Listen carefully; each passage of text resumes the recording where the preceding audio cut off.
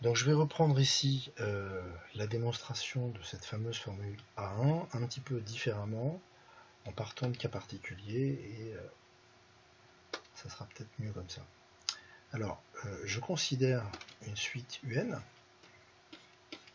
qui est donc arithmétique, hein, puisque la formule A1 n'a un sens que si ma suite est arithmétique, et donc de raison R.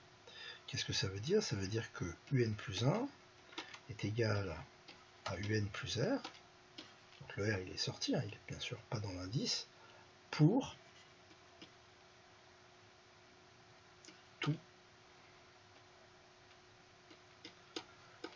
tout N. Donc ça veut dire, donc on va voir que U1 est égal donc à U0, si je démarre ici à N égale 0, plus R. Ensuite j'ai U2 va être égal à U1 plus R, et donc ça va être égal à U2 plus 2R. Puisque ça, c'est égal à U1 plus R, si je remplace, ça fait U0 plus R plus R. Si je remplace ici le U1 par U0 plus R, d'après cette relation-là. Et donc ça me fait U0 plus 12R. Et donc j'ai U3, je peux écrire c'est U2 plus R, c'est toujours la même chose, on passe d'un terme au terme d'indice suivant en rajoutant R, c'est une suite arithmétique, et donc si je remplace avec cette relation-là, c'est U0 plus 2R plus R. Et donc ça fait U0 plus 3R. Et si on continue, bon, on va avoir la même chose, U4, c'est toujours U3 plus R, et donc c'est aussi égal à U0 plus 4R, parce qu'à chaque fois je rajoute R. Et quand on continue comme ça, eh bien on démontre comme ça que UN va être égal à U0 plus N fois R. Donc ça, cette relation-là, en fait, elle correspond à A1 pour P égale 0. Parce que pour P égale 0, c'est UN égale U0 plus N moins 0 facteur de R. Alors maintenant, si je démarre à l'ordre 1, je vais avoir que U2 c'est égal à U1 plus R. Toujours par la définition du fait que la suite est arithmétique. U3, c'est U2 plus R.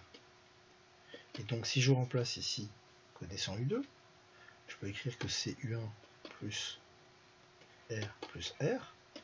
Et donc ça me fait U1 plus 2R. Et donc là, ce qu'on remarque ici, c'est que là on a un 2 par rapport à un indice 3. Alors que ici, pour le U2, on avait 2.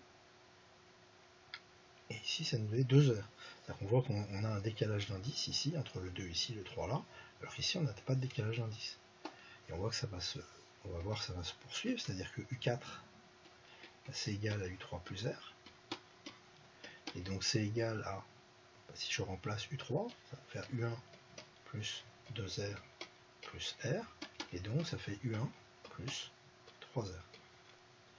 Et j'ai encore ce décalage d'indice ici, avec le 3 ici, qui est là. Et donc, globalement, bon, je continue même un cran avant, je vais obtenir que U5 est égal donc à U4 plus R est égal à U1 plus 4R.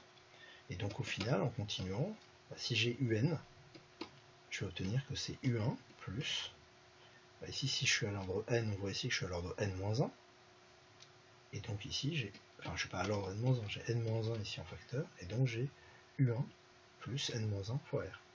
Ce qui est bien la formule, U4, si j'applique pour N égale 4, je vais avoir U4 égale U1 plus 4-1, 3 fois R. U3 égale U1 plus 3-1, c'est-à-dire 2 fois R. Et donc ça, c'est cette formule. Maintenant, si je me place au rang P, et on va aboutir comme ça à la formule A1, eh bien, j'ai que UP, je vais l'écrire par exemple pour N supérieur à P, j'ai UP plus 1, ici, c'est égal à UP plus R, parce que c'est le terme d'après, hein. On a l'indice ici P, on a l'indice P plus 1, on a à l'indice P plus 2, etc. Donc, UP plus 1, c'est UP plus R.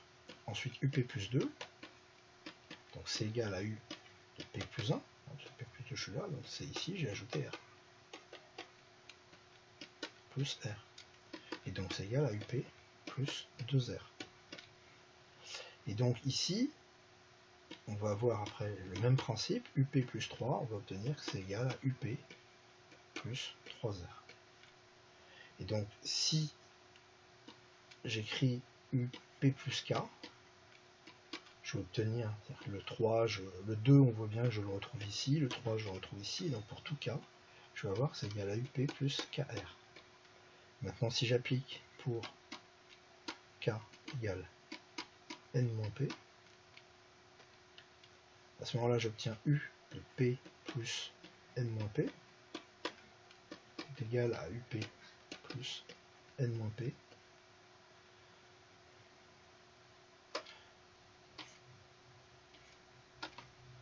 N-P facteur de R. Et l'indice P plus N-P, c'est l'indice N.